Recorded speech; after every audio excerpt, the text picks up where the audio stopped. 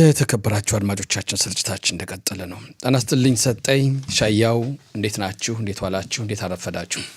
ሸቦቶ መልካም ሳምንት ለሁላችንም፣ ሰላም የሰፈነበት መልካም ሳምንት እንጠብቃለን። ባለፈው ሳምንት 12 ቀናት ያበቃው ከኢራን ጋር የነበረው ጦርነትም ተወገደ። ወደ ሰላም የዕለት ተዕለት መደበኛ ህይወታችን ተመለሰን። እኔም ወደ እስራኤል ተመለስኩ። በጣም ደስ ይላል። እኔም ወደ እስራኤል ተመለስኩ። በጣም ደስ ይላል። አዎ በውጥረት ነው የቆየን። በጣም አስቸጋሪ ወቅት ነበር ለሁላችንም። አሁን ደግሞ ሰላም ሰፍኖ የተሻለ ነገር አለ። የጋዛው ጦርነት ደግሞ ቢቆምና እንደዚህ በስምምነት ጊዜው ቢቋጭ መልካም ይመስለኛል። እውነት ነው። አዎ በእውነት ይሆናል የሚል ሐሳብ አለን። እንግዲህ በእርግጥ አሁንም ድርድሩ እንደቀጠለ ነው። ቀደም ሲል በዜና እንደተመለከትኩትም እስኪ አሁን ወደፊት እንመለከተዋለን።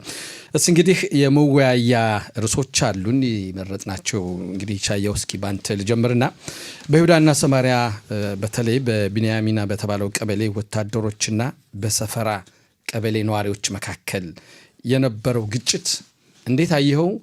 እንደው ወዴት ነው ይሄ ጉዳይ የሚወስደን ይሻየው?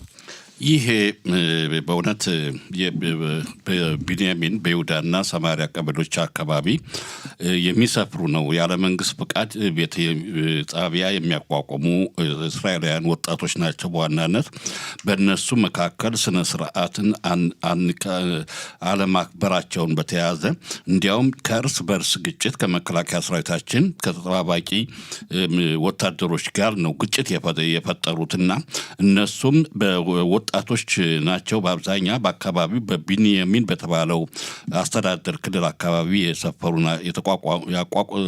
ሰፈር ያቋቋሙ ናቸውና ከህግ ውጭ ነው ያለ መንግስት ፍቃድ እነሱ በራሳቸው ወታደሮች ላይ ድንጋይ ወደ ወታደሮች ድንጋይ እዚህ ድረስ ያስደርሰናል ወይ? ተገቢ ነው ወይ? ይሄ ተገቢ አይደለም። ስነ ስርዓቱን በመከላከያ ሰራዊት ነው የሚቆጣጠረው። በዚህ በይሁዳና ሰማሪያ ቀበሌዎች ወታደራዊ አስተዳደር ነው ያለው አይደለም እንዴ? ስነ ስርዓት ማለት በመንግስት ለምሳሌ ቤቶችን ለመገንባት መንግስት የእስራኤል መንግስት ነው አይደለም እንዴ? አሁን እነሱ ግን ከቁጥጥር ውጭ በመሆን ነው እንግዲህ ወደ ወታደሮች ድንጋይ በጣም የሚያሳዝን ሁኔታ ነው። ሰጠኝ ምንም ትጨምራለህ በዚህ ዙሪያ? እኔ የምጨምረው እንግዲህ አሁን ኢሻያው እንዳለው በጣም የሚያሳዝን ነው። እንግዲህ ህግ ለማስከበር የሀገሪቱን ደህንነት የህዝቡን ደህንነት ለመጠበቅ በተሰማሩ ወታደሮች ላይ ድንጋይ መወርወር እንዲሁም ደግሞ ወታደሮችን በመኪና ለመግጨት ሁሉ ጥረት አድርገዋል እና ይህ ጉዳይ ጠቅላይ ሚኒስትር ናታንያሁ አውግዘዋል። የጦር ኃይሎች ኤታማዦር ሹምም እንዲሁ ኢያል ዛሚር አውግዘዋል። የተቀናቃኝ ፓርቲ ሊቀመንበር ያኢር ላፒድም አውግዘዋል። ብዙ አካላት ያወገዙት ሁኔታ ነው እና ያው እንደሚታወቀው የይሁዳና ሰማሪያ ቀበሌዎች በመከላከያ ሰራዊቱ ቁጥጥር ስር ስለሆነ የሚያስተዳድረው እሱ ስለሆነ እነዚህን እንግዲህ ለህግ ማቅረብ የሰራዊቱ ትልቅ ድርሻ ነው። ማንኛውም አካል ከህግ በላይ መሆን የለበትም እና ችግርም ቢኖር እንኳን በመካከላቸው ችግር ቢኖር እንኳን ያንን ችግር በህጋዊ መንገድ ለመፍታት እንጂ ሌላ ህገወጥ ነገር መፈጸም አስፈላጊ ነው ብዬ አላስብም። ሁሉም በህግ ቁጥጥር ውሎ ተጠያቂ መሆን አለባቸው። ይሄ የተደጋገመ ነገር ነው። በይሁዳና ይሁዳን ብቻ ሳይሆን በይሁዳና አረቦች መካከልም በጣም ችግር ያለበት አካባቢ ነው እና ማንም ይሁን ማንም እስራኤል በምትቆጣጠረው አካባቢ ሁሉ ህግን የሚተላለፍ ህግ ፊት መቅረብ አለበት።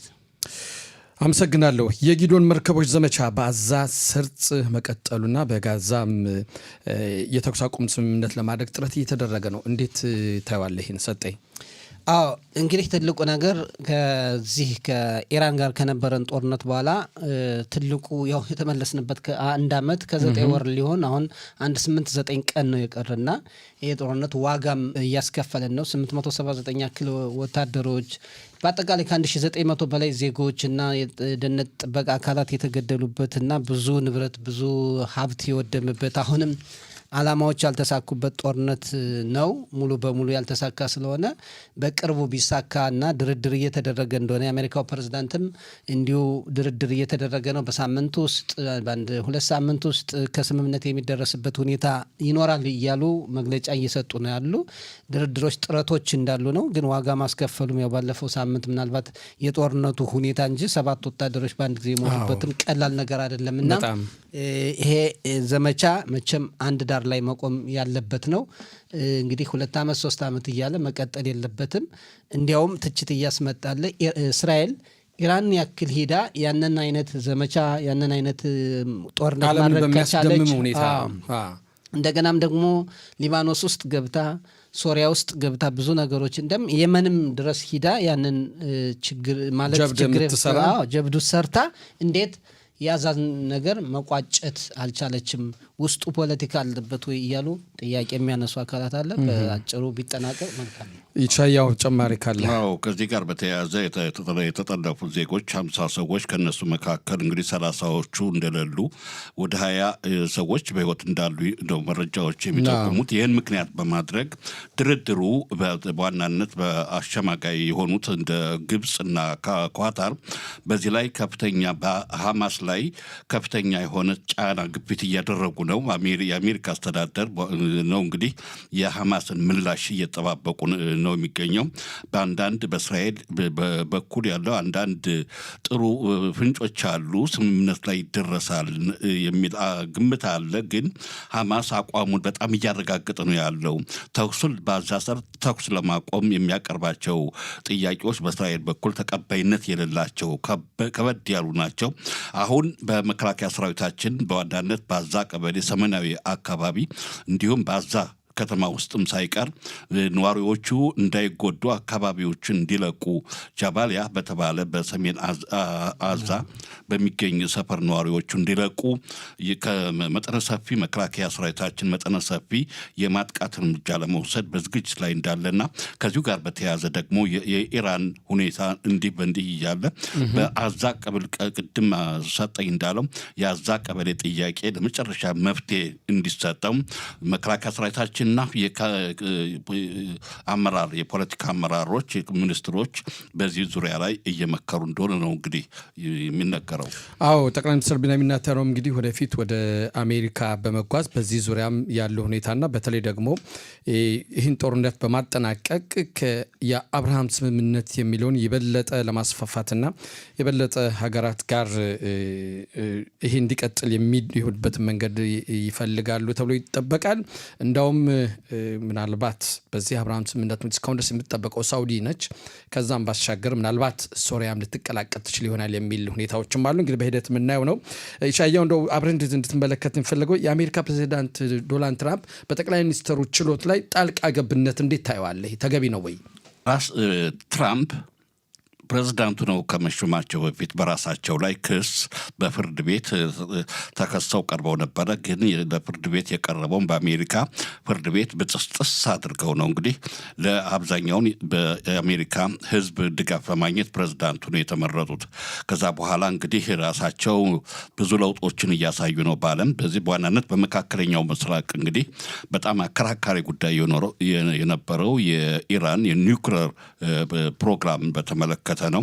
በዚህም የአሜሪካ ጦር ጣልቃ ገብቶ እንግዲህ እንደተደመሰሰ ነው ያለውና አሁን ላይ ሆኖ ይህንን ተግባር ላይ ለመዋል የእስራኤሉ ጠቅላይ ሚኒስትር ቢንያሚን ኔታንያሁ ብዙ ለውጥ ያመጡ መሪ ናቸውና ይህ በእንዲህ ያለ በጦርነት ውጥረት ላይ በሚገኙበት ጊዜ በሳቸው የፍርድ ሂደት በፍርድ ቤት እንዲገኙ ይሄ ለስራ መስራት አይችሉም። የጋዛ ሰርጥ ጦርነት ማለት መፍትሄ ለመሻት አይችሉም። ይህን በተመለከተ በተደጋጋሚ በሚዲያም በማህበራዊ ሚዲያ አማካኝነት ትራምፕ የእስራኤል ፍርድ ቤቶች የቢንያሚን ኔታንያሁ የፍርድ ሂደትን ሰርዙ በሚል እንደው በተቆጣ መንፈስ ነው መልእክት ያስተላለፉት። እንግዲህ አቃቢ ሕግ የእስራኤሉ አቃቢ ሕግ እስካሁን ነው ተቃውሞ ላይ የሚገኘው። አመሰግናለሁ። ሰጠኝ በዚህ ላይ የምትጨምረው ጉዳይ ካለና እንደው ባንድ ላይ አብረን ያያይዘ እንደትምስል ማለት ይሄ ትንሽ ከልኩ ያለፈ ጉዳይ አይደለም ወይ? በአንዲት በዲሞክራሲ በምትመራ አገር ላይ እንደዚህ አይነት ፕሬዝዳንቱ ገብተው እንደዚህ አይነት ነገር መናገር እንዴት ነው? እዚህ ላይ አሁን ሻያው ከጠቀሰው አሁን ፕሬዝዳንት ትራምፕ እንግዲህ ፕሬዝዳንት ከመሆናቸው በፊት በተለያዩ ክሶች ነበሩባቸው፣ እንደውም ሊወነጀሉባቸው የሚችሉ ግን የአሜሪካ ሕግ በሚፈቅደው መሰረት የተሰረዘላቸው ፕሬዝዳንት ሲሆኑ የተሰረዘላቸው ውጩ ሲሆኑ የተሰረዘላቸው ሁኔታን ተመልክተናል። በእስራኤል ግን እንዲህ አይነት ሕግ የለም። እንዲህ አይነት ሕግ ስለሌለ መሰረዝ አይቻልም። እሳቸው ደግሞ የውጭ ሀገር የሌላ ሀገር አስተዳዳሪ ሆነው ጣልቃ በሀገሪቱ በእስራኤል የፍርድ ሂደት ውስጥ ጣልቃ መግባት መቻላቸው ብዙ አከራካሪ የሆነና ብዙ ተቃውሞም ያመጣ ነው። እንደገና ደግሞ የናታንያሁ ጉዳይ መሰረዝ አለበት፣ እንደውም ነገሮች መቆም አለበት የሚሉ የእሳቸው ደጋፊዎችም አሉ። ግን ሀሳቡ የውጭ ሀገር ዜጋ ሆነው የውጭ ሀገር መሪ ሆነው በእስራኤል የፍርድ ሂደት ጣልቃ መግባታቸው ተገቢነት ያለው መስሎ አይታይም። ግን እንደ ሀሳብ ሰንዝረዋል። የእስራኤል ሕግ ምን ይላል? ይሰርዛል ወይ ይቅር ይላል ወይ? ለወደፊት ይህን ያለውን ፍርድ ሂደት በነፃ እንዲለቀቅ ማለት እንግዲህ ያለባቸው ነገር ገና በማጣራት ላይ ነው። በተጠርጣሪ ናቸው፣ በተጠርጣሪነት ነው ያሉ እና ይህ ጉዳይ እንዲቆም ይላሉ ወይ እንደ ፕሬዚዳንት ትራምፕ? እኔ አይመስለኝም። የእስራኤል ፍርድ ቤት የራሱ አሰራር አለውና እስከ መጨረሻው ይቀጥላሉ የሚል እምነት ነው ያለኝ። ሌላ ግን እንደው ትልቅ ባለፈው ሳምንት ጠቅላይ ሚኒስትር ናታንያሁ የተለያዩ ሀገራዊ ጉዳዮች የተለያዩ ነገሮች አሉና ለ2 ሳምንታት ያክል ይራዘምልኝ ብለው ፍርድ ቤትን የጠየቁት ፍርድ ቤት አለማራዘሙ በሌላ በኩል ምንድነው ፍርድ ቤት ቢያራዝም 2 ሳምንት የሚሉ ትችቶችም እየቀረቡ ነው። እሳቸው ሀገራዊ ጉዳዮችን የሚከውኑ ከሆነ ለ2 ሳምንት ቢራዘም ምስክር የመስጠታቸው ቃል የመስጠታቸው ሁኔታ ቢራዘም ምን ችግር ነበረበት የሚሉ ትችቶችም በፍርድ ቤት ላይ እየቀረቡ ያሉበት ሁኔታ አለና የትራምፕ ጣልቃ መግባት ግን ተገቢነት ያለው መስሎ አይታይም። እንደው ይሄ ሁሉ ሂደት በእውነት ለአገራችን ምንም የሚጠቅመው ነገር ጉዳይ የለም። ይሄ ፍርድ በይህን ያህል ዓመታት ያህል እንደዚህ መቆየቱና በስምምነትም በድርድርም ሆነ በምክክርም ሆነ በተለያዩ መንገዶች መዝጋትና መቋጨት የሚቻል ጉዳይ ነበር። አብዛኛዎችም በዚህ ዙሪያ ያሉትኝ ወደዚህም ሊወስድ የሚችል አቅጣጫ ያለበት ሁኔታ ነው እና በእውነት ለሀገሪቱ ሲባል ይሄ ሁኔታ እልባት ሊሰጠው ይገባል። ይሄ በእውነት የሚያሳየው በጣም መልካም ዜናም አይደለም ለሀገራችን።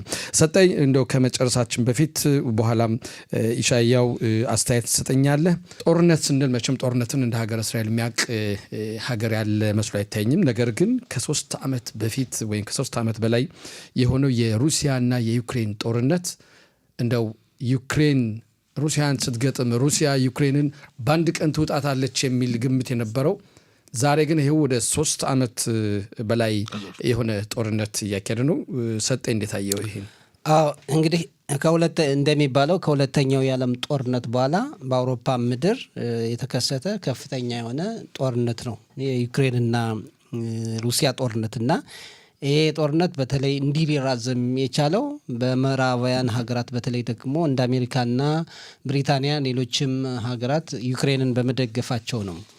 አሁን ትልቁ ተስፋ ተደርጎ የነበረው ፕሬዚዳንት ትራምፕ ወደ ስልጣን ሲመጡ እንዲያውም በአንድ ጊዜ ጦርነቶችን አስቆማለሁ እስካሁን በሳቸው ሀሳብ በነገሩም ቢሆን ኑሮ የጋዛ ሰርጡ ጦርነትም ቆሞ ነበር፣ የዩክሬንና ሩሲያ ጦርነትም ቆሞ ነበር። ግን የተራዘመበት ሁኔታ ትላንትም እንግዲህ 480 የሚሆኑ ድሮኖችና 60 የሆኑ ሚሳኤሎችን ወደ ዩክሬን ያስወነጨፈችበት ሁኔታን ሰምተናል፣ ተዘግቧልና ይሄ የሚያሳዝን ነው። አሁን ትራምፕ የገቡትን ቃል በተለይ አውሮፓውያን ጣልቃ ካልገቡ ምዕራባውያን ጣልቃ ካልገቡ ይቆማል የተባለው መቀጠሉ የሚያሳዝን ነው። ብዙ እንግዲህ ዩክሬን ፈራርሳለች፣ ብዙ ነገሯ ተጎድቷል። ቀጣይስ ምንድን ነው? ምን ውጤት ሊያመጡ ነው የሚዋጉት የሚለውም ደግሞ አጠያያቂ ነውና በተለይ ትራምፕ ቃል እንደገቡት ጦርነቱን ቢያስቆሙት ጥሩ ነበር። መቀጠሉ ያው የህይወት መስዋዕትነት ከማስከፈል ውጭ አሁን ውጤት የሚያመጣ መስሎ አይታይም። ሩሲያ የምትፈልገውን መሬት ይዛለች፣ የምትፈልገውን እያደረገች ነው። ሩሲያ ትልቅ ሀገር ነች። ዩክሬን ነው በጣም እየተጎዳች መሬት ለመውሰድ ፈልጋ ነበር፣ ይዛለች፣ የያዘችው ይዛ ትቅር ነው። ኢሻያው አይ እንደዛ አቅጣጫ እንደዛ ነው። ኢሻያው ምን ትላለህ በዚህ ዙሪያ? በእርግጥ ዩክሬን ምንም በአውሮፓም የተቃረበች ሀገር ስለሆነች አሁን አስጊ የሚሆነው ምንድን ነው? ከ3 ዓመቱ ሀገሮች በሩሲያና በዩክሬን መካከል ትናንት ሌሊቱን በጣም ከባድ የሆነ የሚሳኤልና ያለ ሰው አውሮፕላን ጥቃት የፈጸመችው ሩሲያ በአብዛኛው የዩክሬን ቦታዎች ላይ የማጥቃት እርምጃ ወስደዋል። አንድ ኤፍ-16 አውሮፕላን ደግሞ እሱም የጸረ ሮኬቶችን በማምከል ላይ እንዳለ ነበረ። ያው ተመትቶ ወድቋል። ፓይለቱም ህይወቱን አጥቷል። ይህ ብቻ አይደለም፣ በብዙ ሺህ የሚቆጠሩ ዜጎች የዩክሬን ዜጎች ህይወታቸውን አጥተዋል። አሁን ይህን በተመለከተ ወደ ሌላ የተስፋፋ እንዳይሄድ ለምን አብዛኛዎቹ አሜሪካን ጨምሮ የአውሮፓ ሀገራት ለዩክሬን ድጋፍ ያደርጋሉ። ያ ከሆነ በምዕራብና በሩሲያ መካከል ሌላ የጸና ወደ ሶስተኛው ዓለም ጦርነት እንዳያሸጋግር በሚል አሁን ጠበቅ ካለ ምናልባት የአሜሪካም በቁም ነገር በመያዝ ሁለቱን ወገኖች ለማስማማት ባለፈው ሞክራ ነበረ። ፑቲን የሩሲያ ፕሬዝዳንት ፑቲን እና የዩክሬን ፕሬዝዳንት በክብ ጠረጴዛ ዙሪያ ተገናኝተው ተኩስ እንዲያቆሙ የሚል ሀሳብ ይዘው ቀርበው ነበር። ትራምፕ ግን አልተፈጸመም። ጥረት ወደዛ እየተሄደ ብለን እናስባለን። እንግዲህ ባልደረቦች እጅግ በጣም እናመሰግናለን።